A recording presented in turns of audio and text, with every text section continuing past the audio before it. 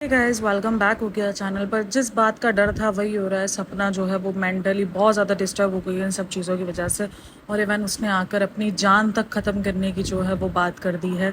देखो काफ़ी लोग उस चीज़ को ले रहे हैं कि वो धमकी दे रही है। ये नहीं यार, पता है मेंटली पीस जब आपका ख़राब होता है या आप एक डिप्रेशन में जाते हो, आप सीरियसली इन सब चीज़ों का थॉट्स दिमाग में लाते हो, ये मजाक नहीं होता है। जब कोई इंसान आपको ये कह रहा है ना कि अब मैं मर जाऊंगा, तो उस चीज़ को सीरियस लो। वाकई उस वक्त वो इंसान इतना डिस्टर्ब होता है। कोई भी इंसान अपनी ज़िंदगी को इतना लाइटली नहीं लेता है, लेकिन जब वो डिस्टर्ब होता है तभी वो इन सब चीज़ों पे जाता है, और वो तभी आपको कह रहा होता है कि अब मुझसे बर्दाश्त नहीं हो रहा, अब मैं अपनी ज़िंदगी से थक चुका हूँ। तो वो वाकई एक सीरियस मैटर होता है, उस चीज़ को सीरियस लो। लेकिन जिसकी वजह से ये सब कुछ हो रहा है वो लाइव आके भी जो है अजीब ही किस्म की बात कर रहे हैं। खैर, उन्होंने जो है इतना इफेक्ट पड़ा है कि उन सब चीज़ों को, जो उन्होंने वीडियोस वगैरह बनाई थी, वो सब जो है उन्होंने प्राइवेट कर दिए। लेकिन प्राइवेट करी और वहीं दूसरी तरफ जो है वो ये बयानबाजी दे रहे थे कि अगर मुझ पर कोई कोर्ट केस वगैरह हुआ तो मैं दोबारा वीडियोस को ऑन कर दूंगी। यानी मैंने सिर्फ प्राइवेट की है, मैंने डिलीट नहीं की है।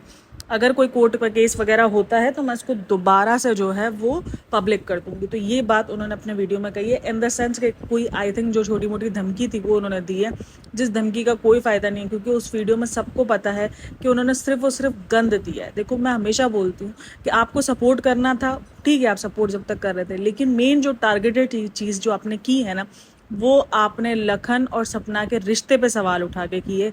आपने उस सवाल उठाकर आपने गलत किया है, ठीक है। वो सवाल आपको नहीं उठाना चाहिए था। आप कौन होते हो किसी के रिश्ते पे सवाल उठाने वाले, जबकि आपको वो ऑन दी कैमरा कह रहे हैं कि वो भाई बहन है। और हम सबको लखन के जो है, आप कह लो, नेचर का पता है कि वो सबको किस तरीके से ट्रीट करता है। वो जिनको बहनें बोलता है और जिनसे वो बहनों की तरह रिश्ता रखता है, वो उनको कैसे ट्रीट करता है, ये हम सबको पता है और हमने देखा भी है। उनके कंटेंट पे काफ़ी लोग बातें कर रहे हैं, तो वो हज़ारों किस्म की बातें ना, मैं आजकल लाइव है और बहुत ज़्यादा देख रही हूँ। तो मैं जब देख रही हूँ ना, तो वहाँ पर हर किस्म की बात हो रही है, हर चीज़ की बात हो रही है। लखन के कंटेंट के ऊपर, सपना के कंटेंट के ऊपर, सपना के विक्टिम कार्ड के ऊपर, उसके सास ससुर के ऊपर, हर तरीके की बात हो रही है। सपना के ससुर के ऊपर जो इल्ज़ामात लग रहे हैं उस पर भी बात हो रही है। जो मैंने एक वीडियो देखी थी, जिसका मैंने कल आपके साथ शेयर किया था, उन्होंने मुझसे पूछ रहे हैं, देखो मैंने ऐसा चैनल को प्रमोट नहीं करना चाहते, अगर मुझे प्रमोट करना होता ना तो सीरियसली मैंने उसका स्क्रीनशॉट लगाना था। ये सब चीज़ें जितने ये लोग कर रहे हैं ना, उतनी ही सपना राइट दिखनी शुरू हो गई है। सास ससुर के ऊपर वही हमदर्दी है, उनके लिए सिंपैथी है कि उन्होंने भी अपने बेटे खोए हैं, ठीक है, उन्होंने भी अपने बेटे। कल भी मैंने स्कूटी पे वीडियो बनाई तो मुझे एक कमेंट आया कि हो सकता है कि वो स्कूटी नहीं चलाते हो, नीचे कमेंट था कि हाँ, मतलब कि वो गाड़ी नहीं चलाना जानते हो, तो वही कमेंट था। अच्छा, अगर गाड़ी चलाना नहीं जानते, घर चलाना, तो क्यों नहीं दिया, मुझे ये बताओ। हमारे तो सबके सामने है ना, सपना झूठ तो नहीं बोल रही। अगर सपना को झूठ बोल रही होती तो उसको ससुराल वालों के जितना हल्ला मचाया हुआ है इन लोगों ने, सबने।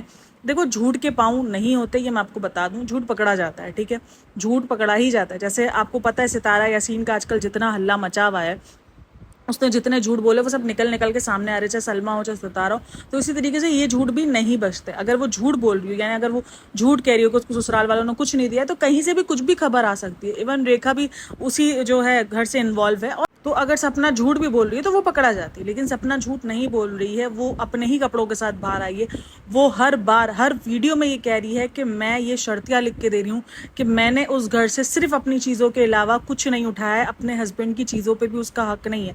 क्या किसी के हस्बैंड की चीज़ों पे हक नहीं होगा? उसकी बीवी का हक नहीं होगा, सिर्फ माँ बाप का हक है। लेकिन माँ बाप का हक इसलिए हो गया है क्योंकि वो माँ बाप ने जो है वो अपने नाम पे चीज़ें रखी, इसलिए उनका हक हो गया है। तो क्या बीवी बच्चों का हक नहीं है? अगर वो जा भी रही थी इस घर से, तो तुम्हें उसको उसके कम से कम घर दे के तो निकालना था, घर तो देना था। चलो वो खुद जा रही है, लेकिन घर तो दे सकते थे ना। आप चाहे जितना भी गुस्से में हो, चाहे कुछ भी हो, लेकिन आपको इतना तो याद रखना चाहिए ना कि वो आपकी बहू है। उसके पास जो बच्चे हैं, वो ये जो कह रही है ना कि सपना कह रही है कि अगर ये बेटे होते तो वो वंश को रखते, ठीक कह रही है। ऐसी मेंटेलिटी आज भी आपको दुनिया में मिलेगी, जहां पर बेटियों को वंश नहीं समझा जाता है। वो वंश नहीं बढ़ाएंगी, क्योंकि उनके लिए होता है कि बेटियां चली जाएंगी, ये हमारा वंश थोड़ी बढ़ाएंगी, ये तो जाके किसी और का वंश बढ़ाएगी। तो ये आज भी है। यहाँ पर मैं अभी भी कह रही हूँ, अगर सपना के पास लड़के होते ना, तो सपना आज शायद इससे बहुत अच्छी सिचुएशन में होती। लेकिन पता नहीं क्या लिखा है उसके नसीब में, दो दो बार उसके साथ ऐसा हो जाना। फिर उसके पास बेटियां हैं। देखो, बेटियां होने पर मैं किसी को भी नहीं कहूँगी कि वो मजलूम है, लेकिन हमारा माशरा मजलूम बनाता है। क्योंकि मैंने खुद ये चीज़ें सही है ना, जब मुझे दूसरी बेटी हुई ना, तो तब मुझे तब मेरी साथ में मेरे भाई को जो ना वो बेटा हुआ था, तो मेरे ही अपने रिलेटिव्स ने कहा था, किसी ने पूछा ना कि आपको बेटा हुआ, इसको क्या हुआ, इसकी भी तो डिलीवरी होने वाली थी ना, तो कहा इस बेचारी को बेटी हुई है। मतलब बेचारी बना दिया जाता है, लेकिन बेचारियां नहीं होती है बेटियों वाली, वो बहुत मजबूत होती हैं। माँ चाहे बेटी की या बेटे की बहुत मजबूत होती है, और वही मजबूती सपना में दिख रही है। तो उसको जो बेचारी बना रहे हैं ना, वो बेचारी नहीं है, उसको अपने ऊपर, लेकिन उसको मेंटल टॉर्चर इतना किया जा रहा है कि वो अपनी ज़िंदगी से परेशान हो गई। यानी वो इस चीज़ से जंग लड़े कि उसके पास रहने को घर नहीं है, पैसा है लेकिन घर नहीं है। अब माशरा माशरा छोड़ो, आस पड़ोस में लोग कैसे मिल रहे कैसे नहीं मिल रहे, ये भी एक सबसे बड़ा डर होता है। ठीक है, बेटियों के साथ अकेले रहना है, चलो अभी तो माँ बाप साथ में रहते हैं, माँ आ जाती है, भाई आ जाता है, तो वो सब आ जाते हैं आसपास सारे लोग, लेकिन जब उसको अकेले रहना पड़ेगा तो उसको ये भी डर है कि वो अकेले कैसे रहेगी।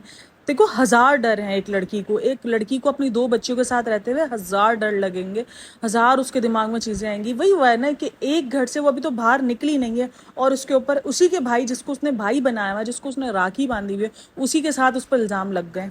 औरत मजबूत बहुत ज़्यादा है, लेकिन यहाँ पर औरत के साथ जो इंसान नाइंसाफ़ी होती है, जितना उसको फेस करना पड़ता है, वो उस औरत को ही पता है। कभी तो उसने घर छोड़े वो उसको दिन ही कितने हुए हैं, और देख लो उस पर लांछन क्या लगना शुरू हो गया। अभी तो मुझे तो ये समझ में नहीं आ रहा उनको ये हिम्मत भी कैसे हुई बोलते हुए। उन्होंने पूरा उठाया, लपेट में लिया, एक छोटी बच्ची को लपेट में लिया, लपेट में लेके जो है उन्होंने बता दिया। अच्छा, खुद पे जब बात आई है, 2 दिन की बात आई है खुद पर एक केस वगैरह की, तो बोला कि हाँ वो टेंशन में आ गई, परेशान हो गई और खुद के बीपी शूट कर गए हैं और सारी चीज़ें हुई हैं, और वो जनाब चली गई हैं हॉस्पिटल।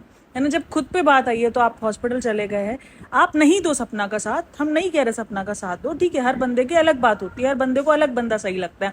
नहीं दो सपना का साथ, लेकिन किसी को टॉर्चर भी ना करो। आप बोलोगे नहीं मुझे सपना सही नहीं लग रही, लेकिन उस पर इस किस्म के लांछन भी तो ना लगाओ ना।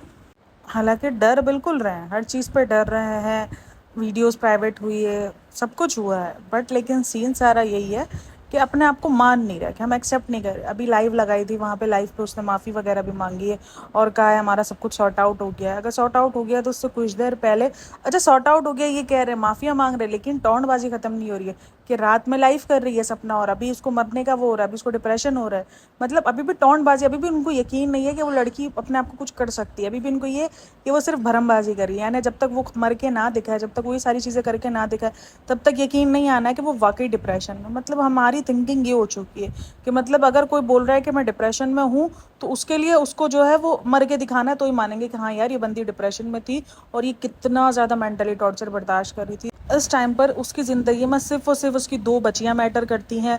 उसके लिए भाई उसकी ज़िंदगी जो ना उसकी बच्चियों के लिए बहुत इंपॉर्टेंट है। उनके पास कोई नहीं है, कोई भाई माँ से बेहतर, बाप से बेहतर कोई नहीं रखता, और सही माँ से बेहतर कोई नहीं रख सकता, कोई रिश्ता उन बच्चियों को नहीं पाल सकता है। तो उस बच्चियों के लिए भाई उसको सर्वाइव करने दो ज़िंदगी में, उसके लिए हिम्मत बनना हो यार। ठीक है, जो भी है जैसा भी है, गलत सलत उसको हम बाद में देख लेंगे। उसके सास ससुर के लिए सिंपैथी एक अलग चीज़ है कि ठीक है उनके साथ भी गलत हुआ है, उनके भी 2 बच्चे गए हैं, जवान बच्चे गए हैं, लेकिन जो हरकत है वो भी कर रहे हैं, वो भी तो ठीक नहीं है ना। कर सकते थे ना, साथ दे सकते थे बहू का, इतना तो कर ही सकते थे। ठीक है, जो भी कह लो आप, जितनी भी गलत फहमी हो, लेकिन जो औलादे हैं उसके पास, वो तो तुम्हारे अपने बेटों की है ना। मैं बोलती हूँ सपना से जितनी भी मिसअंडरस्टैंडिंग हो, सपना से जितनी भी बुराई हो, सपना उनको जितनी भी नापसंद हो, लेकिन वो जो 2 औलादें, वो तो तुम्हारी आखिरी निशानियां है ना तुम्हारे बेटों की।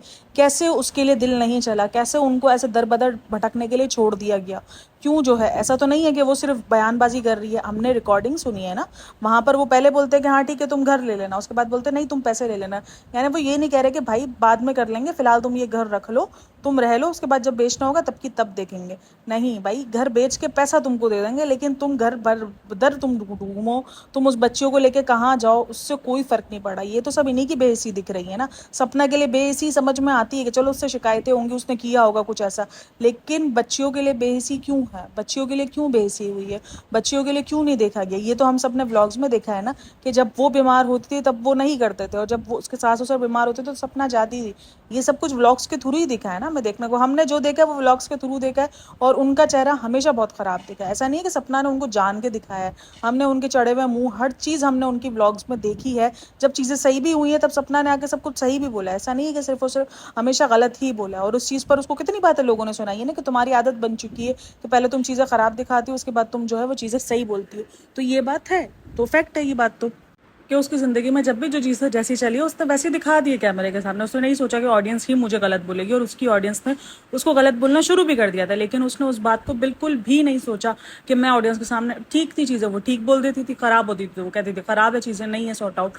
और अब भी वो उस उम्मीद में बैठी है वो लड़की कि कहीं ना कहीं चीज़ें सही हो जाएंगी और हम फिर से मिल जाएंगे। और बहरहाल देखते हैं क्या होता है क्या नहीं होता। अल्लाह ताला ने कुछ तो उसके लिए बहुत बेहतर लिखा होगा। ज़िंदगियाँ करके किसी की ज़िंदगियों में इतने सारे दुख एक वक्त पर हैं, तो एक वक्त पर आकर बहुत सारी चीज़ें वो जो है वो बेहतर भी हो जाती हैं। खैर, वीडियो का पॉइंट ऑफ व्यू यहीं तक था। होप सो आपको अच्छी लगी हो तो like share and subscribe my channel. अपना ओपिनियन लाजमी शेयर कीजिएगा। Thanks for listening watching, take care, bye bye, अल्लाह हाफ़िज़।